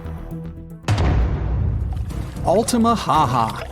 Somewhere in southeastern Georgia, close to the mouth of the Altamaha River, there's a hissing sea monster hiding. It's one of the biggest rivers in Georgia that empties into the Atlantic Ocean, and the entire area that surrounds the river is full of small islands, canals, dikes, ponds, acres of marshes, and old rice fields. Perfect for such a monster to hide, don't you think? The story says this unusual cryptid has a sturgeon-like body, including a bony ridge on its top. Due to its front flippers, the creature swims like a dolphin. His snout reminds me of a crocodile. His teeth are large and sharp, whereas his eyes are big and protruding. The beast is green or gray with a white-yellowish underbelly and is up to 30 feet long. There's no physical evidence the Altamaha really lives there, but the legends date back centuries when people started talking about an enormous snake-like beast that hissed and bellowed. Loch Ness Monster, or how many like to call it, Nessie.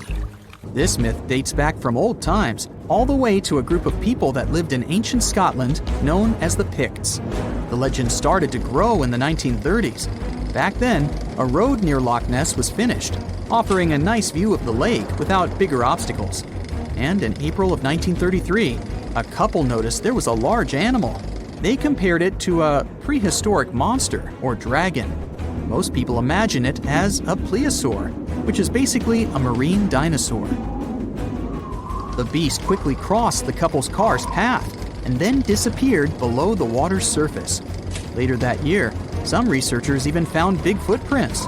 They believed they were from a pretty soft-footed solid creature around 20 feet long. Later, some determined the tracks were the same as the ones that a hippopotamus leaves.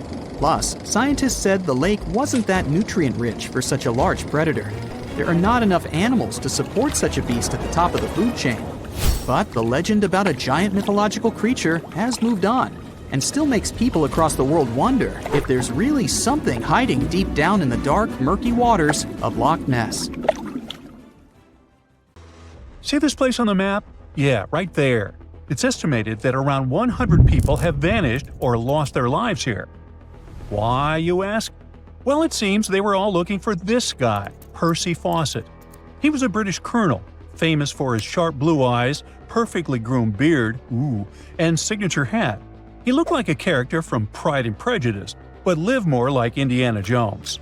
In fact, this character was inspired by Fawcett's story. But his disappearance in 1925 was more macabre than any movie plot. Colonel Fawcett was bold. Not the ask your neighbor's Wi-Fi password kind of bold. I'm talking full-on, I don't care that much about my life bold. He used to be a soldier in Sri Lanka and even did a secret spy gig in Morocco, but he needed more. So in 1906, Fawcett started exploring parts of Brazil and Bolivia where no one had dared to go before.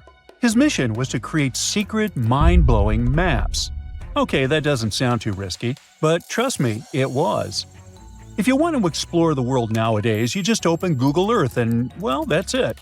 No danger, no adrenaline, just maybe one or two creepy street view photos. Ew. But we're talking about the beginning of the 20th century, when satellites and this weird Google car didn't exist. Back then, if you wanted to fill in the world map, you actually had to explore the land on foot. So that's how Colonel Fawcett ended up in South America. And he became famous for his expeditions to map out the wild Amazon. He was the first guy to record the locations of waterfalls in that region, for example. But then he got obsessed. Blame it on lack of sleep or whatever sketchy Amazon jungle juice he was sipping, but suddenly he was like, I'll bet there's an ancient advanced city hidden somewhere around here. Spoiler alert, there wasn't. But he was hooked on that idea. Hanging out with native Indians for so long convinced him that large groups could totally thrive in the middle of a massive rainforest. And of course, Fawcett loved a good old adventure story, especially the ones from the 16th and 17th centuries, written by European explorers.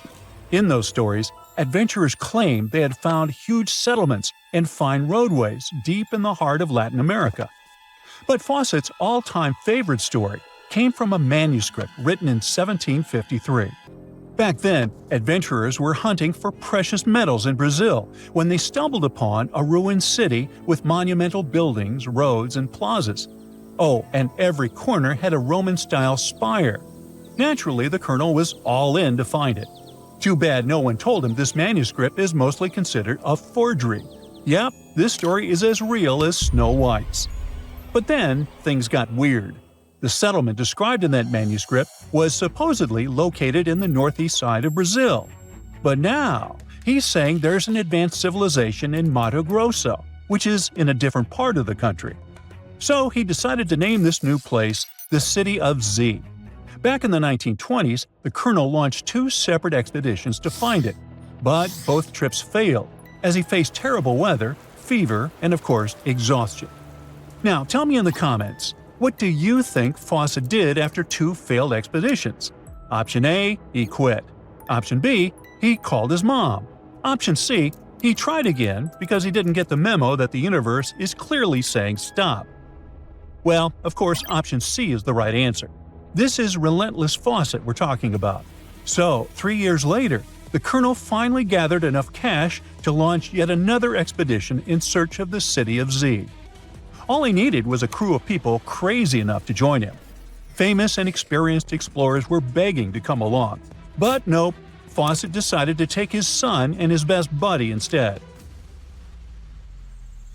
In January 1925, this brave trio set off on their journey. They packed mosquito nets, canned food, and made a promise, "We shall return." Another spoiler alert, they didn't. Uh-oh. The journey kicked off in New Jersey, and then they sailed all the way to Rio de Janeiro, Brazil. There, they stopped to grab some pack animals, like horses, and hired a couple of local guides. Now they were ready to head to the city of Cuiabá. Now keep in mind the distances in Brazil are crazy huge. So this little journey was like traveling from Miami to Chicago on foot. 3 months later, they finally ventured into the jungle for the first time. And that's when the fun really began. The crew faced piranha-infested rivers, an endless maze of thick trees, and the worst part, bugs. The constant annoying zzz of a gazillion mosquitoes wouldn't let them sleep, and Fawcett's best friend's foot got huge from tick bites. But the colonel didn't have time to babysit his friend's princess foot. Oh no, he was too obsessed to take a break. In fact, at some point, he was so far ahead of his companions that he had to camp alone for a night.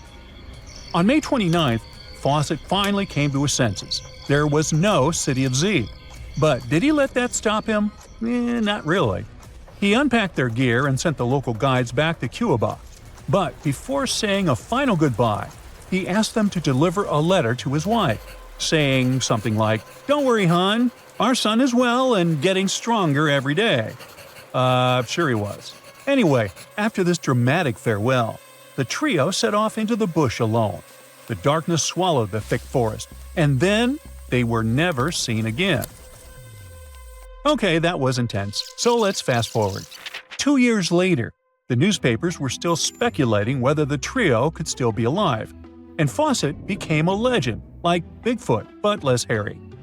One guy said that the colonel had become one of the locals and was living his happily ever after in the jungle. Another guy said he was held prisoner by the Indians, but no one could confirm any of these sightings. It wasn't until 1928 that the British authorities finally thought better late than never and decided to look for Fawcett and his crew. By that time, they were sure their expedition had perished, but they still needed proof. And after days and days of surviving the jungle's worst nightmares, they found, well, nothing. But in a weird way, this mystery inspired more explorers to look for them.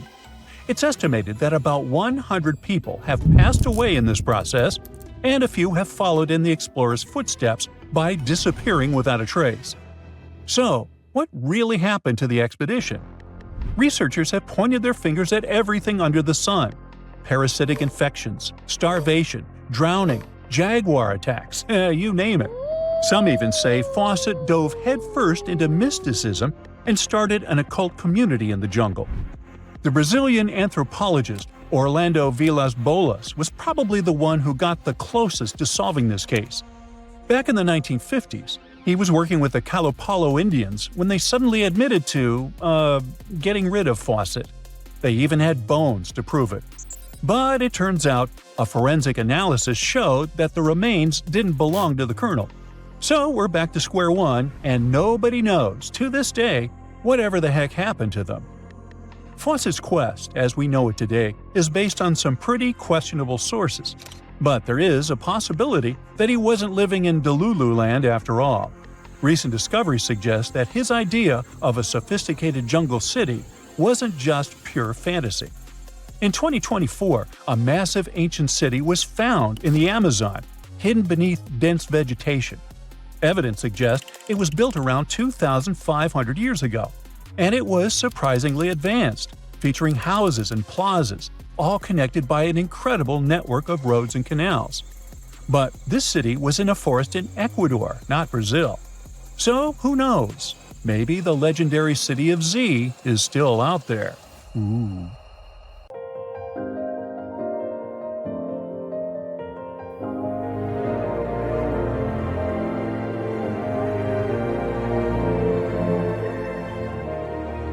Welcome to Nome, a small town located in the south of Seward Peninsula on the west coast of Alaska. If you live here, I'll bet you say there's no place like Nome. Well, maybe not.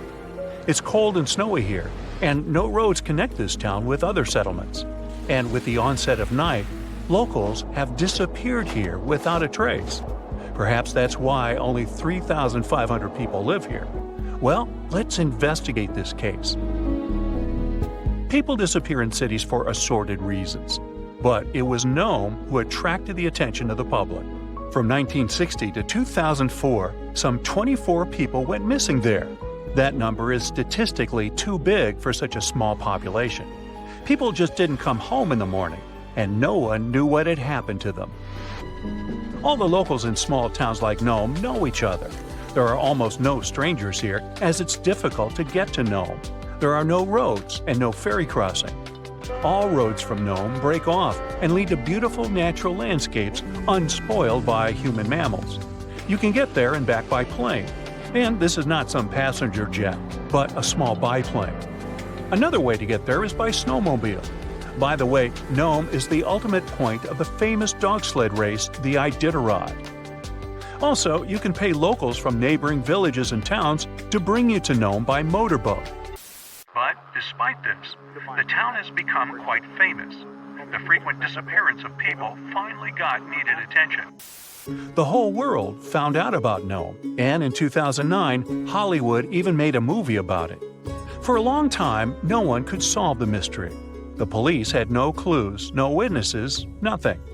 There are long, cold nights here in winter, and the air becomes so cold that a glass of water freezes in minutes. Snow can fall constantly. Therefore, if someone leaves the town at night, snow will sweep all traces away by the morning. Of course, people began to come up with their own theories. The most popular one was about someone who took people away by force. The police didn't find any evidence that some person could do it. So, if it's not a human, it could be some beast. And again, police found no evidence to support this version. After that, people started thinking that creatures from other planets caused these disappearances. Many locals were sure that the town was a popular destination for extraterrestrial spaceships. The plot of the Hollywood movie The Fourth Kind was based on this version. More time passed. Finally, the police and the FBI launched a large-scale investigation, and they uncovered the truth. They realized that the stories about missing people were exaggerated. The popularity of Gnome and the constant talk about fantastic things made people believe in the reality of these versions. Now, let's assume that some of the appearances were made up, but still, many people are gone. What about them? The answer is bars and harsh weather. Entertainment venues are open at night. Some locals have fun, leave the bar, and go home. At this moment, a heavy snowstorm begins. Visibility drops to zero, and the strong wind knocks you down. This way, a person might simply get lost. And that's it. The truth turned out stranger than most versions.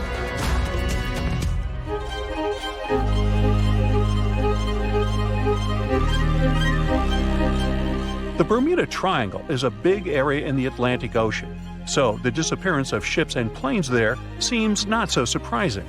But it's much creepier when it happens on a lake. Let's visit the Lake Michigan Triangle. It's located between Michigan and Wisconsin. For a couple of centuries, terrible things have been happening here. People put the same legends around this place as around the Bermuda Triangle. They reported unexplained phenomena and saw flying objects above the lake's surface. Some believe that the triangle is a time portal. Of course, no theories have been confirmed, but strange cases have occurred on the triangle territory. One happened in 1950, when a Northwest Airlines plane with 108 passengers disappeared without a trace during a flight over the lake. Police officers saw a red light over the lake 2 hours after the plane's last communication. The aircraft probably crashed, but rescuers didn't find any passengers or wreckage. All that's left was just an oil stain on the water. Many ships and boats disappeared there, but one of the strangest cases occurred on April 28, 1937. It was midnight. One ship was sailing through this lake. Captain George Donner went to sleep in his cabin after a hard day's work. 3 hours later, the vessel was approaching the port. One of the crew members went to the captain's cabin to wake him up. The door was locked from the inside. The assistant knocked, but no one answered. When he suspected that something had happened to the captain, the assistant unlocked the door. He got into the cabin, but there was no captain there. He seemed to have disappeared into thin air. The crew couldn't find him. Since then, the eerie disappearance of Captain George Donner remains unexplained.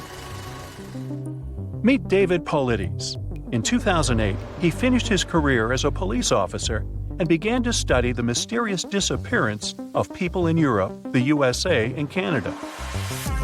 He found out that most people went missing in the U.S. national parks. Over the past 150 years, more than 1,100 tourists have vanished there. Many of them were experienced travelers who knew how to survive in harsh wild conditions. David has written about these mysterious vanishings. He pointed out that some of them didn't disappear, but were found alive. They woke up somewhere in the forest and didn't remember what had happened to them.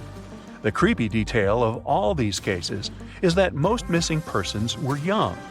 Another detail is that many went missing before hurricanes. There are too many riddles and not enough answers in this case.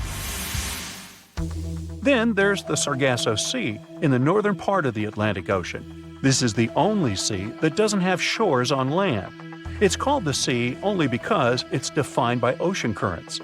Also, golden brown algae grow in this area's bottom, making it seem like an orange spot in the middle of the endless ocean. The Sargasso Sea became famous because, in the 19th century, one of the most famous phantom ships in history sailed here. In 1872, a brigantine sailed through the Sargasso Sea. Its captain spotted another ship a few miles away. He lit a signal fire, but received no response. Then the captain decided to sail closer to find out what had happened. On the hull of the mysterious ship was the name Mary Celeste. The captain of the brigantine and several crew members went on board. They walked around the deck and looked into the cabins and the hold. Everything was in place, but there were no people. The cargo and barrels remained untouched, so pirates didn't attack the vessel. The only damaged thing on the ship were the sails. They were torn to shreds. All documents except the logbook were missing from the navigator's cabin. The last logbook entry was added on November 24, 1872.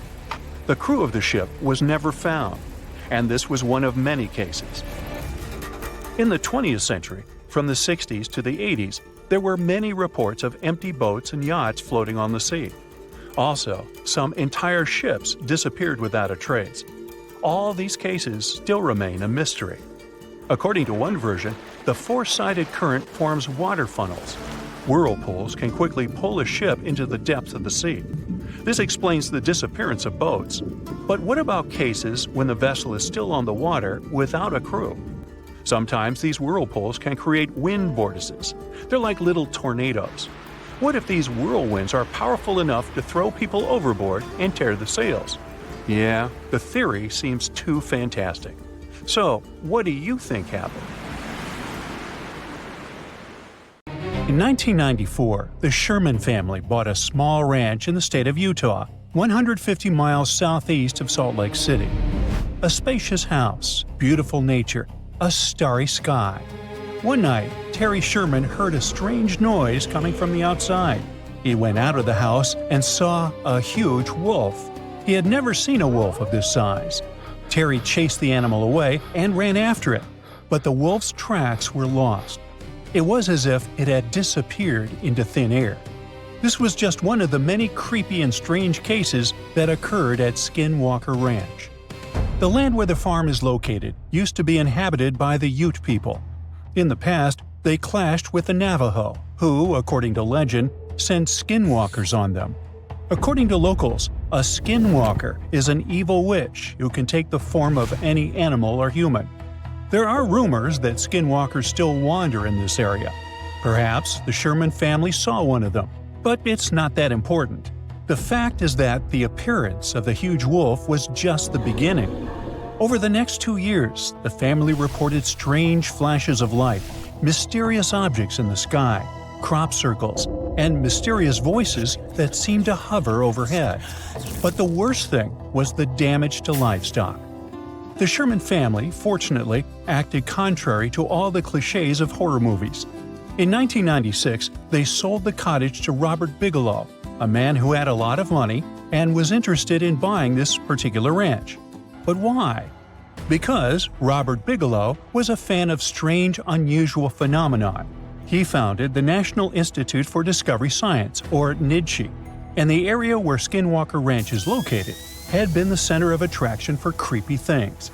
Since the 1950s, there have been hundreds of reports of mysterious objects in the sky in this region. And no, those are not your typical round flying saucers. People talked about different bright lights that took the form of doorways or portals. So, Robert Bigelow and his NIDSI reported on glowing figures and animal diseases.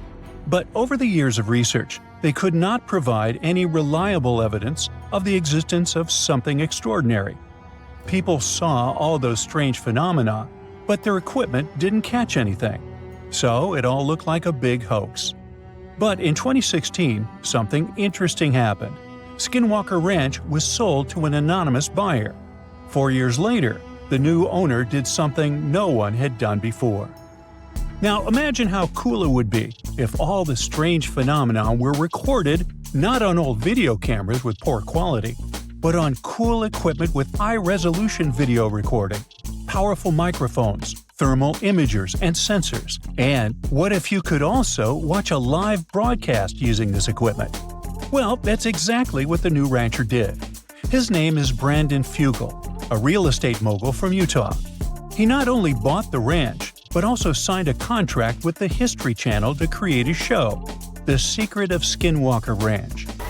The point of this project is to apply a scientific approach to unexplained phenomena. To do this, he turned the ranch into a big reality show that's been running for 5 years. The first thing Brandon Fugel stated was that there would be no falsifications, fakes, or computer graphics. No show exploring strange phenomena can compare with this one in terms of realism and authenticity. Fugel uses thermographic imaging systems, plane transponder data receivers, magnetometers, special cameras that detect infrared radiation and convert it to images, and other complicated scientific equipment. He shares all the data with the audience and allows the most devoted fans of the show to monitor 50 cameras with microphones installed throughout the territory live at any moment. For money, of course. Membership in the Skinwalker Ranch Insiders program starts at $8 per month. During the entire existence of the show, more than 10,000 people have signed up. Participants can not only watch the ranch through cameras, but also rotate them and zoom in and out. In addition to cameras and thermal imagers, Fugel launched special lasers into the sky that reflect off any surface. If the sky is clear, the lasers go far up. If there's an object, the lasers reflect off it. In one of the episodes, they used this equipment to detect something flying and invisible. Fugel also said that he had seen strange flying objects with his own eyes. Skinwalker Ranch turned out to be a real twilight zone for him. Now one day, the camera footage showed one of the doors slam shut. Just like that, without any wind. Other terrible phenomena are connected with livestock. Animals often get hurt, and many of them simply don't survive. And there are loads of such strange, unexplained cases. Each episode of The Secret of Skinwalker Ranch is dedicated to a phenomenon and its exploration. But has expensive equipment helped to unravel any secrets or prove the existence of extraterrestrial or mystical forces? If this had been confirmed, the whole world would probably already know about it. Therefore, at the moment, it's just an interesting show for fans of mysterious phenomena. There's no direct evidence of the existence of anything unusual there. But, at the same time, there's no explanation for many creepy things. The show offers a huge scope for speculation and research. Local folklore, flying objects, strange voices, not unlike mine, and many unexplained phenomenon are all in one place. If all these stories are true, why are they happening exactly in this area? There are a lot of theories, but let's look at a few of the most popular ones. The first and most obvious one. Imagine that you have a popular show that makes you money. People watch it only because it shows mysterious, inexplicable things. But what if there's an explanation? In this case, the popularity of the show will drop and you'll lose money. It's logical, but why would a real estate mogul with a fortune of several $billion deceive people? Besides, if you watch some episodes, you'll see that Fugel is truly passionate about this project. One of the most popular theories is about visitors from other planets. After all, we have glowing flying objects, bright lights in the sky, electrical interferences, and the ability to elude camera lenses. Also, some believe that an unknown object is hidden in the mountain, located next to the ranch. What if it's a spaceship that crashed there millions of years ago and was swallowed by the mountain? It may be emitting bizarre radiation that drives animals crazy and causes hallucinations in humans. A popular, but a rather banal version. Let's move on. The next theory is similar to the previous one, but instead of guests from another planet, it speaks about guests from another dimension. Ooh. Meet the multiverse version. Some unknown creatures from another reality come here, explore this ranch, and leave. This theory explains why some flying objects in the sky look like portals. Those portals may cause malfunctions in electrical appliances. There's one weak point in this theory. Why do these portals appear on the lonely ranch and nowhere else? A strange choice of travel for the residents of other dimensions. Now, the most likely theory belongs to a neuroscientist who claims that all the oddities on the ranch are connected to the geophysical force of the planet.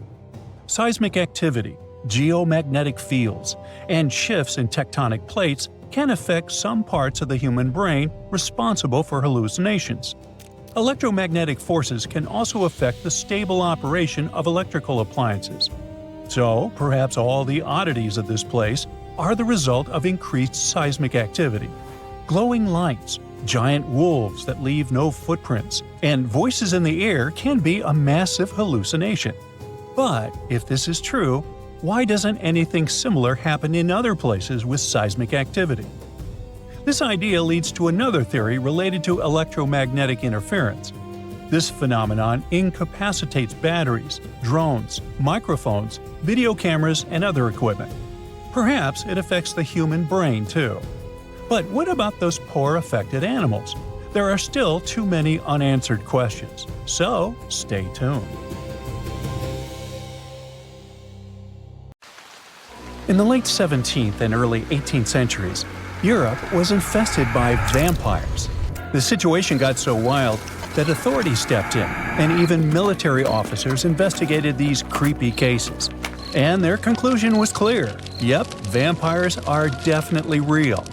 Now, we're talking about a long time before Dracula showed up in books and movies. Back then, people genuinely believed those who had passed could rise and drain the living of their blood. Tragically, their victims would not survive the encounter. But vampires didn't stay at rest. Instead, they continued walking, interacting among the living and infesting villages. These beliefs spread rapidly, causing panic across regions. It all kicked off in Eastern Europe, specifically Serbia. Villagers started panicking after mysterious passings occurred one after another. Take the story of Petar Blagojevic, a Serbian peasant who passed in 1725. Shortly after his burial, villagers claimed that Petar returned, knocking on doors and asking for shoes or food. Sounds harmless, right? Well, not really. Within days, those villagers began mysteriously passing away too. 9 people perished in total. Everyone freaked out, insisting Petar was responsible, as if he managed somehow to come back from the grave at night to feast on the living. Eventually, authorities dug up Petar's body to see what was going on. They wanted to check if there were any signs that he was still alive. So they looked closely at his hair, beard, and nails to see if they had grown. And they actually had. In fact, there was no sign of decomposition at all. His body looked fresh. Then they found something even weirder. There was some blood around his mouth. And that was enough for people to say, "See, he's definitely a vampire." Then came Arnold Paoli, arguably the most infamous vampire of them all. He was a soldier who lost his life after falling off a hay wagon and breaking his neck. But there was something strange about it. Before that tragic event, Paoli claimed he had been bitten by a vampire once. Luckily, he said he cured himself by eating soil from the vampire's grave and smearing himself with its blood. Sorry, not exactly dinner table talk, eh? But hey, if he was cured, no one had anything to worry about after he was gone, right? Well, not exactly. Within a month after Paoli was buried, 4 people said they were being tormented by him. And not long after that, they were gone too. 10 days after Paoli was buried, the villagers dug him up, just to be sure everything was, well, normal. And this is where things got eerie. His body hadn't decomposed. His hair, nails, and beard had all grown longer, and fresh blood was dripping from his mouth. Remind you of someone? Yep, our guy Peter. But in Paoli's case, it was more disturbing. The blood wasn't just coming from his mouth. It was pouring from his eyes, nose, and ears. His shirt, his coffin, everything was completely soaked in red. Now, terrified, the villagers drove a stake through his heart and burned his body. Oh, and they also dug up the 4 people they believe he had targeted just to be safe. They went through the same process with them just to make sure none of them would return as vampires. Hey, who knows? But their vampire nightmare didn't stop there. A few years later, in the winter of 1731, a new epidemic occurred. 13 people passed within several weeks. Eventually, even local authorities stepped in, sending official investigators to calm things down. Their reports, incredibly, concluded that the vampire attacks were real, at least according to witnesses. That official validation changed everything. It kicked off a wave of vampire hysteria all across Europe. But why was everyone so quick to believe those who had passed away were coming back? One big reason was how little people understood health problems at the time. Bodies that appeared fresh or swollen after burial, blood around mouths, or even fingernails and hair seemingly growing, these natural post-mortem changes were mistaken for supernatural signs. Another thing villagers misunderstood was decomposition itself. Natural gases cause bodies to bloat, making them look as if they had recently been active. This terrifying image reinforced local beliefs that these people weren't at rest, but instead returning to cause harm. Plus, under certain circumstances, the decomposition process can be delayed for a long time. One reason this can happen is because of something called saponification. This is a natural process that happens when a body is buried in a cold and damp place, exactly like in some parts of Eastern Europe. In this kind of environment, the fat in the body can turn into a waxy soap-like substance. This wax covers the body and helps stop it from rotting. Okay, but how to explain the nails and hair growing? It's more like an optical illusion, not real growth. Now what happens is that the skin dries out and pulls back a little. When the skin shrinks like that, it makes things like stubble on the chin or fingernails look longer than they were before. But that's not the case. And what about the blood? Well, it turns out science has an explanation for that too. How long blood stays liquid after someone passes depends a lot on the surrounding temperature. In colder places, it can stay fluid for days. So if a body was dug up, there's a good chance they'd still find liquid blood in the veins. It might have looked strange, even scary, but it was just the cold doing its thing and slowing everything down. Medical researchers today believe that many so-called vampire symptoms match up with conditions like rabies. Back then, most people in these communities kept animals around, and villages were usually near forests full of wildlife. And there's still no truly effective cure for rabies. This condition can cause things like insomnia, aggression, biting, and even a fear of water, which lines up closely with the way vampires were described. So it turns out all these supposed supernatural events had logical explanations. Today, we might make fun or roll our eyes at the idea of real vampires roaming around Eastern Europe. But back then, those fears were taken very seriously. Whole communities were thrown into panic. There are plenty of documented cases where families dug up their loved ones and removed their hearts, all because they believed the person was a vampire behind the strange things happening to the rest of the family. And newspapers across the continent picked up these stories, spreading the fear far beyond where it all started. What's wild is that stories about blood-sucking creatures didn't just show up in Europe. Similar myths popped up across different continents and time periods. In the Philippines, for example, there is the Manananggal, a flying creature that splits in half. In Chile, they've got the Peyote, a shape-shifting being that drains blood. And in Australia, some indigenous tribes told stories of the Yaramayahu, a little red creature that drops out of trees and drinks your blood with suckers on the ends of its hands and feet. How cute. Well, back in Europe, the hysteria faded by the late 18th century, thanks to growing medical knowledge. But as you know, the legend never really went away. It just shifted into literature and gave rise to famous characters like Dracula. The author, Bram Stoker, was inspired by stories that had been going around since the 1700s. But he turned them into romanticized fictional monsters. You know, sharp teeth, pale skin, black clothes, that whole thing. And that was different from what the villagers believed they were dealing with. And, in a way, those frightened villagers weren't completely wrong. Something was draining those people's lives. But it wasn't vampires. It was just misinformation mixed with a whole lot of imagination running wild. So, next time you see a vampire movie or read a scary story, remember that behind the fiction lies a fascinating truth. A real wave of fear, confusion, and panic that swept Europe nearly 300 years ago, leaving a chilling legacy that still fascinates us today.